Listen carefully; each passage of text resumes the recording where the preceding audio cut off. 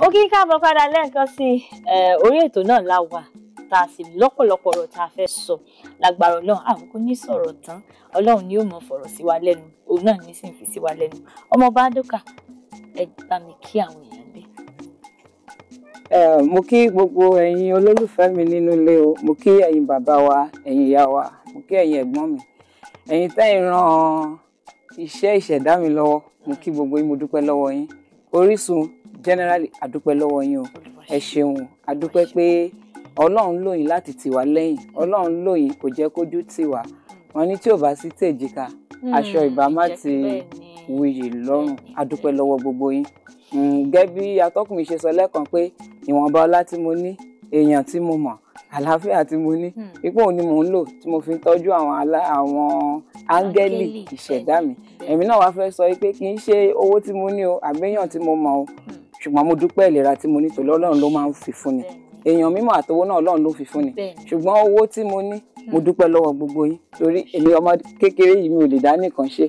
Ní tẹ́yìn fún mi, òun ni mo fi ń tọ́jú àwọn áńgẹ́lì yìí. Mo dúpẹ́ lọ́wọ́ yín. Ẹ máa rí ṣe o. May God bless you all in Jesus' name. Àmín, ẹ ṣeun lọ́pọ̀lọpọ̀. Ká bọ́ sínú gbàgede ọ̀rọ̀ náà ká mú níbi tó ti dáadáa. Bó o ní ìrìn àjò yìí ṣe lọ? Ọjọ́ wo gan-an ni ìrìn àjò yìí bẹ̀rẹ̀? Lẹ́yìn kó tó di pé ẹ bẹ̀rẹ̀ ìrìn àjò yìí, màá fẹ́ kẹ́ ẹ padà ìdí ẹ̀ tí ẹ ṣe pinnu láti ṣe 60-kilometer walk, charity walk fún àwọn áńgẹ́lì. Kí ni ìdí ẹ̀ àti ọjọ́ wo lẹ wá ṣe? Ẹ ṣeun atọ́kùn. Ṣé kí n tó padà sí ìdí tí a fi ṣe Royal Charity Walk yẹn? Mo fẹ́ kọ́kọ́ gba àwọn youth, àwọn ọ̀dọ́ as a social worker, àwa gbàgbọ́ pé ní Nigerian constitution, wọ́n ní youth start from age 18, ipò parí sí 35.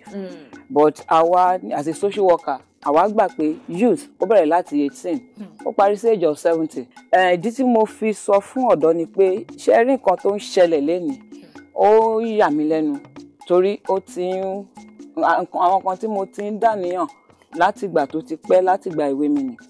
Pàápàá jùlọ ilẹ̀ 1 acre tí bàbá wa kábíyèsí ọba Láyélúwà Aláwọ̀ fàwọ̀ fún wa. Mo rántí nígbà yẹn á ti tó bí 10 years ago. Mo máa ń kàwé gan. So oníwèé mi yẹn tí mò ń kà, wọ́n wá tí ọ̀tọ̀ yẹn ó wá béèrè pé in 10 years to this time pé kí ni a aspire láti become, that's àwọn tó ń kàwé yẹn. Ó wá fi àwọn segment yẹn síbẹ̀ pé nǹkan 10 tó wà ká dà in 10 years to come. Mo dẹ̀ ti bẹ̀rẹ̀ Adókà ńgbà yẹn, but a ṣe ń ṣe advocacy ní Kòròdú. Mo bá mú pen mi, mo wá kọ sínú ìwé yẹn gangan, mo sign ẹ̀. Mo wá kọ pé Ọlọ́run, ó wù mí in 10 years to this time, k'Ọlọ́run ti ṣe mí lólówó. Mo fẹ́ ra 10 acres of land. Mo fẹ́ kọ́lé sí fún àwọn ọmọ tí ò níyà. 2, mo tún kọ sí I want to be this, I want to be that. Kí Adókà àti di mímọ́, mo ṣáà kọ gbogbo kí n nípa dream. Mo kàn kúrò. So ó jẹ́ nǹkan tó yẹ pé ó pa mí lẹ́kún dẹ̀ kò jẹ́ kó yẹn tètè yé mi. Nígbà tí lọ́dún tó kọjá, nígbà tí kábíyèsí ọba Aláwọ̀ pè wá, tán fún wa ní Adókà ti pé 9 years plus, ó fẹ́ lọ pé 10 gbà yẹn. Tán fi pè wá, tán ní àwọn ríṣẹ́ tá à ń ṣe, àwọn fẹ́ ràn wá lọ́wọ́, tán ṣàfún wa ní 1 acre.